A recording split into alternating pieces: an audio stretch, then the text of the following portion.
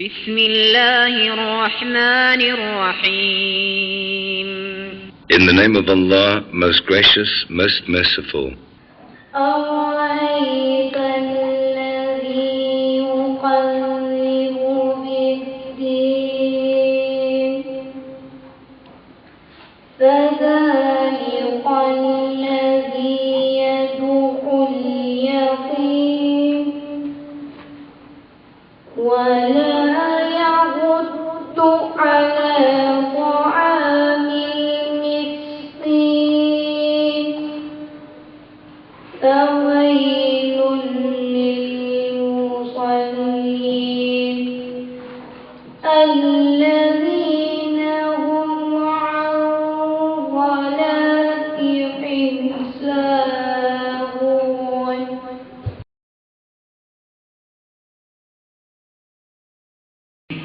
The truth is that Pakistan has some incredible challenges, and you alluded to some of them in the video there. And actually, if you speak statistics, it becomes quite striking. In education, half the population is illiterate. 2/3 of women are illiterate in Pakistan. 97% of women in the Fatah area can't read. Those are very frightening statistics. And in terms of primary school education, the truth is that only 56% of children enroll at primary school, compared to 88% in India and 91% in Bangladesh. And of those 56%, only 60% complete, i.e. only 3 children out of 10 start their primary school education and complete it. And I think we all know that any country that wants to achieve its potential will only do so if the children of that country are able to achieve their potential. And you talked about some of the conflicts that are going on in Pakistan, and they're directly linked, as you rightly say. I say that the fight in the Swat Valley is not Pakistan's fight, it's our fight. It's the fight of every country in the world that believes in justice, and especially for women. These are people that would deny women and girls education. And we know that women and girls quite often, when they become mothers, are the universities of children. And it's critical the work that you do continues. And of course on the health front as well, there are some frightening statistics. 1 in 10 children in Pakistan don't live to see their 5th birthday. That's the 4th highest infant mortality rate in the world, 50% higher than Bangladesh, 50% higher than India.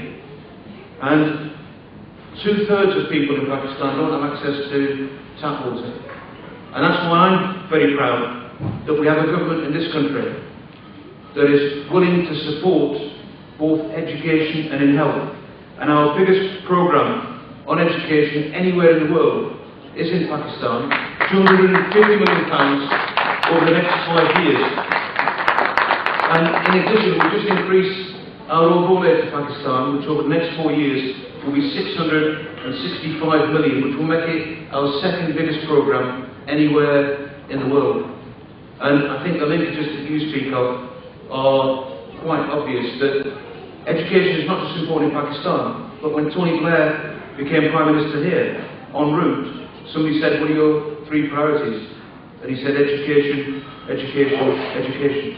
And of course, as Muslims, we know that within the Quran, one of the most used words is ilm and learning and education. It's central to everything we are as Muslims, everything we are as human beings. So I congratulate you on the work, and inshallah, may that go from strength to strength.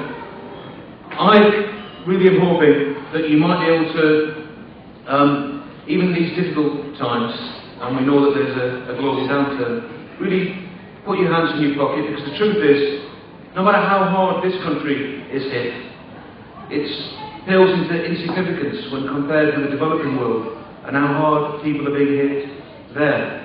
And it's really important, I think, for them to give that support, but for us to feel good about ourselves, to be able to give that support. I'm auctioning dinner for 4, unfortunately with me. The finest cuisine you can vote for in Parliament. You'll be wined and dined without the wine. and unfortunately I can't put it on my expenses. But to be true, I never could. But if you listen to the Telegraph, you might think otherwise. But not only that, but a tour of Parliament, and hopefully get into Prime Minister's question time as well. And other people that have been for other causes where I've done this kind of auction have really felt that it was a visit of a lifetime. And I kid you not, I mean the food will be excellent, the company obviously not that good. Really see about 10% of it. It's much more vile in that chamber than it comes over on TV. I'm going to tell you, the first PMQs that I ever went to, I sat there and at the end of it I thought, what the hell am I doing here? It was like kindergarten, it really was. I'm just pleased that you guys don't see that. It will really put you off even more than you are, politics and democracy. Out of the mess, obviously we all are responsible for creating it. But there have been a lot of studies carried out, internationally and nationally, on what are the causes for this mess and how to rectify this. I myself, in my last appointment as Vice Chancellor of Delhi University, was involved in many studies on the similar topic. And both in the private public sector, all the studies clearly point to one factor, and that is lack of quality education. We have talked about many things, industrialization and corruption, and there are many factors. But the most critical factor is the lack of quality education. And you will be very happy to hear that you contributed to KEF and you are contributing to KEF. And the model KEF has been identified as the solution to the problem.